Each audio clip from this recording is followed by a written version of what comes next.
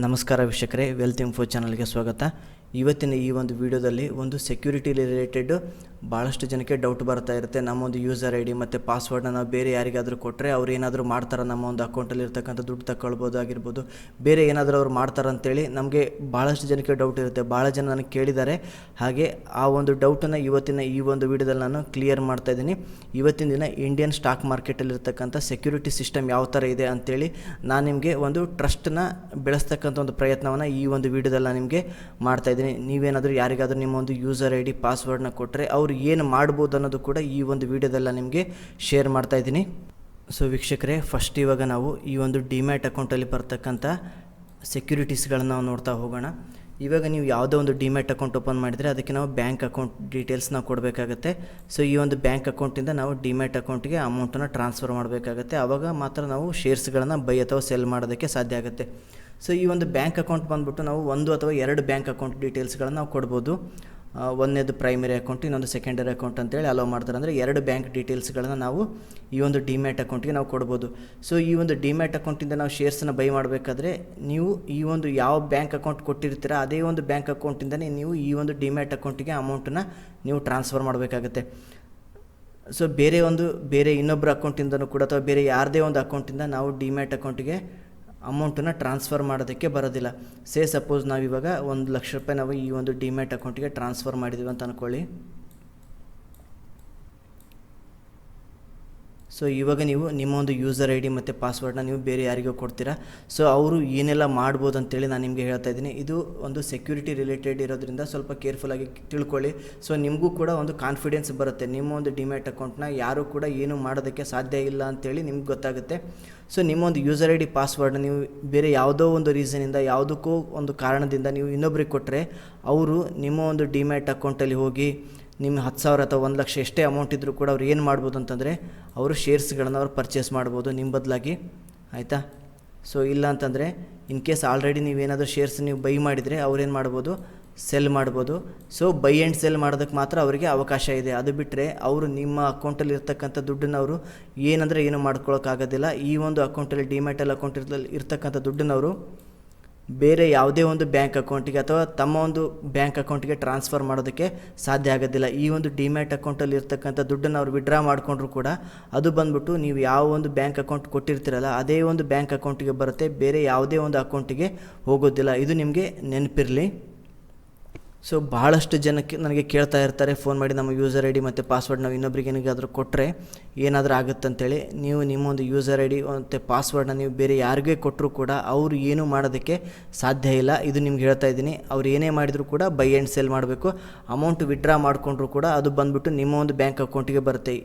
ನೀವು ಯಾವ ಒಂದು ಬ್ಯಾಂಕ್ ಅಕೌಂಟ್ ಕೊಟ್ಟಿರ್ತೀರ ಅದು ನಿಮ್ಮದೇ ಅಕೌಂಟ್ ಕೊಟ್ಟಿರ್ತೀರ. ಸೊ ನಿಮ್ಮ ಒಂದು ಅಕೌಂಟಿಗೆ ಬರುತ್ತೆ. ಇವತ್ತಿನ ದಿನ ಕೋಟ್ಯಾನುಗಟ್ಟಲೆ ಜನ ಇವತ್ತಿನ ದಿನ ಸ್ಟಾಕ್ ಮಾರ್ಕೆಟಲ್ಲಿ ಬರ್ತಿದ್ದಾರೆ. ಯಾರು ಕೂಡ ನಿಮ್ಮ ಒಂದು ಡಿಮ್ಯಾಟ್ ಅಕೌಂಟ್ ಒಳಗಡೆ ಲಾಗಿನ್ ಆಗಿ ನಿಮ್ಮಲ್ಲಿರ್ತಕ್ಕಂಥ ದುಡ್ಡನ್ನು ಅಲ್ಲಿರ್ತಕ್ಕಂಥ ದುಡ್ಡನ್ನು ಅವರು ತಮ್ಮ ಒಂದು ಅಕೌಂಟಿಗೆ ಟ್ರಾನ್ಸ್ಫರ್ ಮಾಡ್ಕೊಳ್ಳೋದಾಗಿರುತ್ತೆ ಅಥವಾ ಬೇರೆ ಯಾವುದೇ ಒಂದು ರೀಸನಿಂದ ಅವರು ಟ್ರಾನ್ಸ್ಫರ್ ಮಾಡೋದಕ್ಕೆ ಸಾಧ್ಯ ಆಗೋದಿಲ್ಲ. ಅದು ಏನೇ ಆದರೂ ಕೂಡ ನಿಮ್ಮ ಒಂದು ಬ್ಯಾಂಕ್ ಅಕೌಂಟಿಗೆ ಬರಬೇಕು.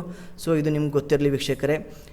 ಇವತ್ತಿನ ದಿನ ಇಂಡಿಯನ್ ಸ್ಟಾಕ್ ಮಾರ್ಕೆಟು ತುಂಬ ಅಂದರೆ ತುಂಬ ಸೆಕ್ಯೂರ್ ಇದೆ ಈ ಒಂದು ವಿಷಯದಲ್ಲಿ. ಸೊ ಭಾಳಷ್ಟು ಜನಕ್ಕೆ ಈ ಒಂದು ಡೌಟ್ ಇತ್ತು, ನಮ್ಮ ಒಂದು ಅಕೌಂಟ್ ಡೀಟೇಲ್ಸ್ ನಾವು ಬೇರೆ ಯಾರಿಗಾದರೂ ಕೊಟ್ಟರೆ ಅವರೇನಾದರೂ ಮಾಡ್ಬೋದು ಅಂತೇಳಿ ನನಗೆ ಭಾಳ ಜನ ಕೇಳ್ತಾಯಿದ್ರು. ಅದಕ್ಕೋಸ್ಕರ ಈ ಒಂದು ವಿಡಿಯೋನ ನಾನು ಮಾಡಿದ್ದೀನಿ.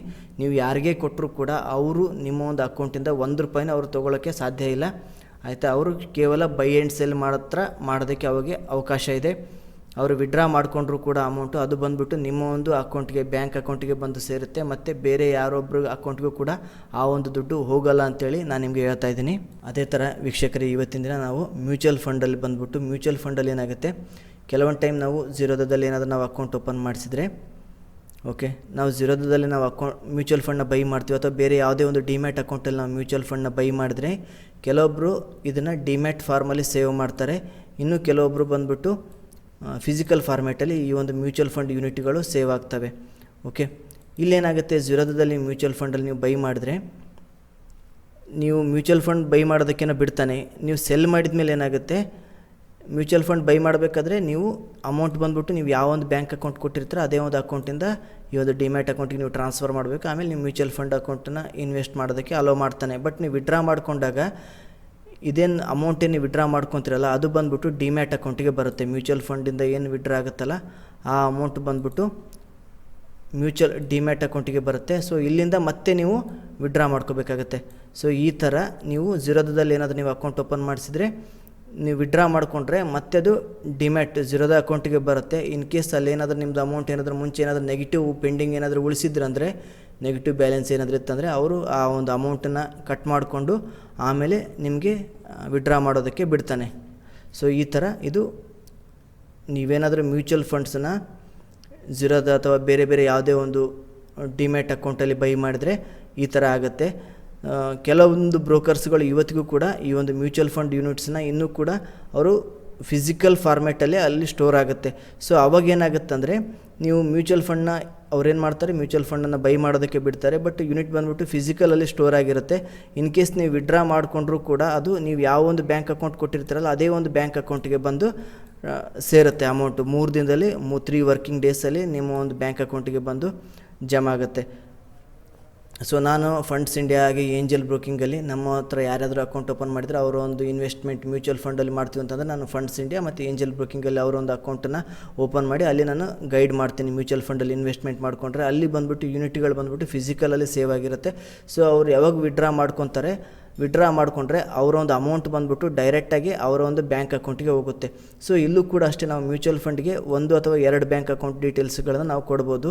ಇವೇನು ಬ್ಯಾಂಕ್ ಅಕೌಂಟ್ ಡೀಟೇಲ್ಸ್ ಏನು ನೀವು ಕೊಡ್ತಿರಲ್ಲ ಅದು ಬಂದುಬಿಟ್ಟು ನಿಮ್ಮದೇ ಅಕೌಂಟ್ ಆಗಿರುತ್ತೆ, ಆಯಿತಾ. ಬೇರೆ ಇನ್ನೊಬ್ರದ್ದು ಯಾರದೇ ಒಂದು ಅಕೌಂಟನ್ನು ನಾವು ಕೊಡೋದಕ್ಕೆ ಬರೋದಿಲ್ಲ. ನೀವು ನಿಮ್ಮ ಒಂದು mutual fund user I D ಮತ್ತು ಪಾಸ್ವರ್ಡ್ನ ನೀವು ಬೇರೆ ಯಾರಿಗೆ ಕೊಟ್ಟರು ಕೂಡ ಅವ್ರೇನು ಮಾಡ್ಬೋದು ಅಂತಂದರೆ ಅಲ್ಲಿರ್ತಕ್ಕಂಥ ನೀವು ಬೇರೆ ಬೇರೆ ಮ್ಯೂಚುವಲ್ ಫಂಡ್ಸ್ ಯಾವುದಾದ್ರೂ ಬೈ ಮಾಡಿದರೆ ಅದನ್ನು ಅವರು ಸೆಲ್ ಮಾಡ್ಬೋದು. ಅಗೇನ್ ಅವ್ರು ಸೆಲ್ ಮಾಡಿದಾಗ ಯೂನಿಟ್ಗಳು ನಿಮಗೆ ಇಮೇಲ್ ಬರುತ್ತೆ, ನೀವು ಇವತ್ತಿನ ದಿನ ನಿಮ್ಮ ಒಂದು ಮೊಬೈಲ್ಗೂ ಕೂಡ ಮೆಸೇಜ್ ಬರುತ್ತೆ. ಸೊ ಸೆಲ್ ಮಾಡಿದಾಗ ಆ ಒಂದು ಅಮೌಂಟು ಸೆಟಲ್ಮೆಂಟ್ ಆಗಿ 3 ದಿನದಲ್ಲಿ ನಿಮ್ಮ ಒಂದು ಬ್ಯಾಂಕ್ ಅಕೌಂಟಿಗೆ ಬಂದು ಸೇರುತ್ತೆ. ಸೊ ಈ ಥರ ವೀಕ್ಷಕರೇ ಇವತ್ತಿನ ದಿನ ಇಂಡಿಯನ್ ಸ್ಟಾಕ್ ಮಾರ್ಕೆಟಲ್ಲಿ ನೀವು ಎಲ್ಲೇ ಇನ್ವೆಸ್ಟ್ಮೆಂಟ್ ಮಾಡಿ, ಬೇರೆ ಆ್ಯಪ್ಗಳಲ್ಲಾದರೂ ಇನ್ವೆಸ್ಟ್ಮೆಂಟ್ ಮಾಡಿ, ಸ್ಟಾಕ್ಸ್ ಅಥವಾ ಡಿಮ್ಯಾಟಲ್ಲಿ ಯೂಸರ್ ಐ ಡಿನ ಪಾಸ್ವರ್ಡ್ ನೀವು ಬೇರೆ ಯಾರಿಗೋ ಶೇರ್ ಮಾಡಿದರೂ ಕೂಡ ಇವತ್ತಿನ ದಿನ ಈ ಒಂದು ಟ್ರಾನ್ಸಾಕ್ಷನ್ ಸಿಸ್ಟಮ್ ಏನಿದೆ ಅಲ್ಲ ಅದು ತುಂಬ ಸೆಕ್ಯೂರ್ ಇದೆ ಅಂತೇಳಿ ನಾನು ನಿಮ್ಗೆ ಹೇಳ್ತಾ ಇದ್ದೀನಿ. ಯಾವುದೇ ಒಂದು ಕಾರಣದಿಂದ ಬೇರೆ ಯಾವುದೇ ಒಬ್ಬ ಥರ್ಡ್ ವ್ಯಕ್ತಿ ಬಂದ್ಬಿಟ್ಟು ಇನ್ನೊಬ್ಬ ಥರ್ಡ್ ಪರ್ಸನ್ ಬಂದ್ಬಿಟ್ಟು ನಿಮ್ಮ ಒಂದು ಡಿಮ್ಯಾಟಲ್ಲಿ ಅಥವಾ ನಿಮ್ಮ ಒಂದು ಮ್ಯೂಚುವಲ್ ಫಂಡಲ್ಲಿ ಇರ್ತಕ್ಕಂಥ ದುಡ್ಡನ್ನು ಅವರ ಒಂದು ಅಕೌಂಟ್ಗೆ ಟ್ರಾನ್ಸ್ಫರ್ ಮಾಡ್ಕೊಂಡು ಹೋಗೋದಕ್ಕೆ ಸಾಧ್ಯನೇ ಇಲ್ಲ, ಆಯಿತಾ. ಈ ಒಂದು ಡಿಮ್ಯಾಟ್ ಅಕೌಂಟಲ್ಲಿ ನಾವೇನಾದರೂ ದುಡ್ಡಿತ್ತಪ್ಪ ಅಂದರೆ ಇನ್ನೊಬ್ಬರು ಬಂದು ಈ ಒಂದು ಅಮೌಂಟನ್ನ ತಮ್ಮ ಒಂದು ಬ್ಯಾಂಕ್ ಅಕೌಂಟಿಗೆ ಟ್ರಾನ್ಸ್ಫರ್ ಮಾಡೋದಕ್ಕೆ ಸಾಧ್ಯನೇ ಇಲ್ಲ. ಇದು ತುಂಬ ಅಂದರೆ ತುಂಬ ಸೆಕ್ಯೂರ್ ಇದೆ ಇವತ್ತಿನ ದಿನ ನಮ್ಮ ಒಂದು ಈ ಡಿಮ್ಯಾಟ್ ಪ್ರೊಸೆಸ್ ಆಗಿರ್ಬೋದು, ಈ ಒಂದು ಮ್ಯೂಚುವಲ್ ಫಂಡ್ ಆಗಿರ್ಬೋದು ತುಂಬ ಸೆಕ್ಯೂರ್ ಆಗಿದೆ. ನೀವು ಈ ಒಂದು ಟ್ರಾನ್ಸಾಕ್ಷನ್ ಬಗ್ಗೆ ಯಾವುದೇ ಕೂಡ ತಲೆ ಕೆಡಿಸ್ಕೊಳ್ಳೋಕೆ ಹೋಗಬೇಡಿ. ನೀವು ಯಾರೇ ಒಬ್ಬ ಯೂಸರ್ ಐ ಡಿ ಮತ್ತು ಪಾಸ್ವರ್ಡ್ ನೀವು ಶೇರ್ ಮಾಡಿದರೂ ಕೂಡ ಅವರು ಕೇವಲ ಬೈ ಆ್ಯಂಡ್ ಸೆಲ್ ಮಾಡೋದಕ್ಕೆ ಆಗುತ್ತೆ ಹೊರತು ನಿಮ್ಮ ದುಡ್ಡು ಏನಿದೆಯಲ್ಲ ಅದು ನಿಮ್ಮ ಒಂದು ಅಕೌಂಟಲ್ಲೇ ಇರುತ್ತೆ ಅಂತೇಳಿ ನಾನು ಈ ಒಂದು ವಿಡಿಯೋದಲ್ಲಿ ನಾನು ನಿಮಗೆ ಇವತ್ತಿನ ದಿನ ನಮ್ಮ ಒಂದು ಈ ಒಂದು ಟ್ರೇಡಿಂಗಾಗಿ ಇವತ್ತಿನ ಮ್ಯೂಚುವಲ್ ಫಂಡಲ್ಲಿ ಇರ್ತಕ್ಕಂಥ ಒಂದು ಸೆಕ್ಯೂರಿಟಿ ಕನ್ಸರ್ನ್ ಏನಿದೆಯಲ್ಲ ಅದು ಯಾವ ಥರ ವರ್ಕ್ ಆಗುತ್ತೆ ಅಂತೇಳಿ ತಿಳಿಸಿ ಹೇಳ್ತಕ್ಕಂಥ ಒಂದು ಪ್ರಯತ್ನವನ್ನು ಈ ಒಂದು ವಿಡಿಯೋ ಮೂಲಕ ನಾನು ನಿಮ್ಮ ಮುಂದೆ ಮಾಡಿದ್ದೀನಿ. ಭವಿಷ್ಯ ಈ ಒಂದು ವಿಡಿಯೋ ಇನ್ಫಾರ್ಮೇಷನ್ ನಿಮಗೆ ಯೂಸ್ಫುಲ್ ಆಗಿದ್ದರೆ ಲೈಕ್ ಮಾಡಿ, ನಿಮ್ಮ ಒಂದು ಫ್ರೆಂಡ್ ಸರ್ಕಲಲ್ಲೂ ಕೂಡ ಶೇರ್ ಮಾಡಿ. Thank you for watching. ಧನ್ಯವಾದಗಳು.